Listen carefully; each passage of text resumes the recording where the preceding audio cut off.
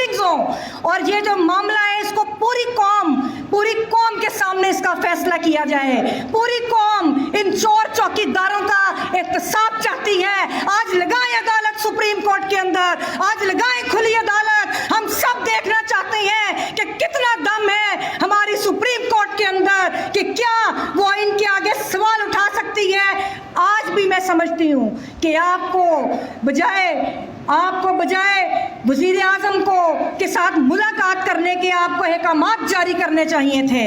आपको आज अहकामात जारी करने चाहिए थे, लेकिन आप पता नहीं क्यों मुलाकात कर रहे हैं। तो मैं ये समझती हूँ कि पाकिस्तान के अंदर अब सिर्फ और सिर्फ जमहूरियत चलेगी, जिसकी हिफाजत ये कौम करेगी, जिसकी वकला खुद हिफाजत करेंगे, और इन एजेंसियों का हम डट के मुकाबला करेंगे जो मिलिट्री सुपरमेसी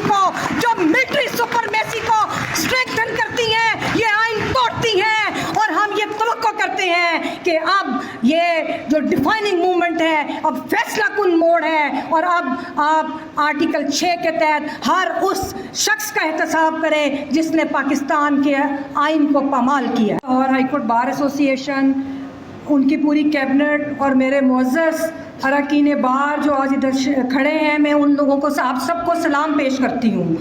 ये जो 6 जजेस वाला और ये ख़त वाला मामला है, ये हमारे लिए कोई नया मामला नहीं है। नई चीज़ सिर्फ एक है कि 6 जजेस ने इकट्ठे मिलकर, 6 जजेस की अक्सरियत ने अस्करियत को मुस्तरद किया। उन्होंने अस्करियत को मुस्तरद किया।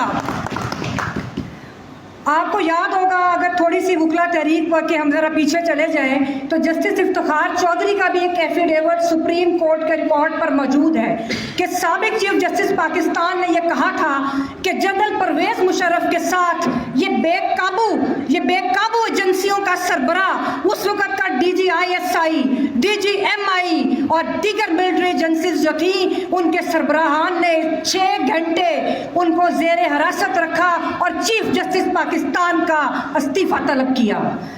जस्टिस काजी फ़ाइज़ ईसा, ये वही वाली एजेंसीज़ हैं कि जो आप भुट्टो को अब इंसाफ दे रहे हैं 50 साल के बाद, कि जिन्होंने दबाव में आके जजेस को दबाव में लाकर उनसे फैसले करवाए और भुट्टो का अदालती कत्ल किया। मैं जस्टिस फ़ाइज़ ईसा को एक बात करना चाहती हूँ, मैं उनसे ये कहना चाहती हूँ कि क्या आप ये समझते हैं कि इस्टेब्लिशमेंट सिर्फ वो थी जो आपके खिलाफ थी? नहीं, इस्टेब्लिशमेंट, आज की इस्टेब्लिशमेंट, आज का DGISI, आज का आर्मी चीफ, ये वही लोग हैं जो जनरल बाजवा की कश्ती में सवार हैं। और आज भी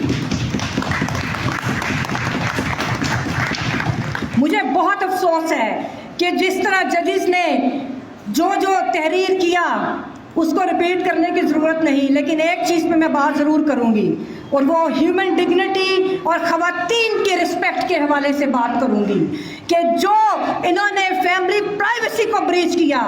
याद रखें कि इन एजेंसियों के ऊपर, हमारी मिलिट्री इस्टेब्लिशमेंट के ऊपर इस तरह के इल्ज़ामात बहुत पुराने हैं। बांग्लादेश वाली तारीख भी इल्ज़ामात से भरी पड़ी है। तो जो इस वक्त फैमिली सेंक्टिटी के हवाले से बात की गई, मुझे इंतहाई अफसोस है और मुझे ये भी दुख है कि पूरी दुनिया में पाकिस्तान की जो जग हंसाई हुई है, तो उसका क्या जवाब है आप लोगों के पास। मैं ये मुतालबा करती हूँ, मैं सुप्रीम कोर्ट से पहला मुतालबा मेरा ये है कि आप सबसे पहले आइन तोड़ने पर, ये जो मुजरमाना खामोशी chief justice Islamabad high court की थी, तो उसके खिलाफ आइन के आर्टिकल 6 के तहत ट्रायल होना चाहिए।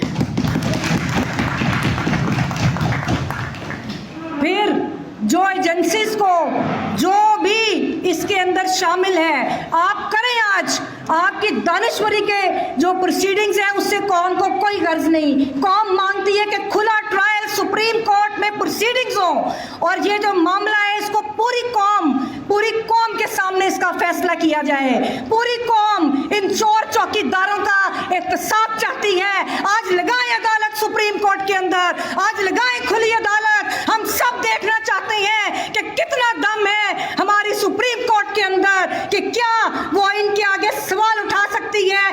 आज भी मैं मैं समझती हूँ कि आपको बजाय वज़ीर आज़म को के साथ मुलाकात करने के आपको अहकामात जारी करने चाहिए थे, आपको आज अहकामात जारी करने चाहिए थे, लेकिन आप पता नहीं क्यों मुलाकात कर रहे हैं। तो मैं ये समझती हूँ कि पाकिस्तान के अंदर अब सिर्फ और सिर्फ जमहूरियत चलेगी, जिसकी हिफाजत ये कौम करेगी, जिसकी वकला खुद हिफाजत करेंगे, और इन एजेंसियों का हम डट के मुकाबला करेंगे जो मिलिट्री सुपरमेसी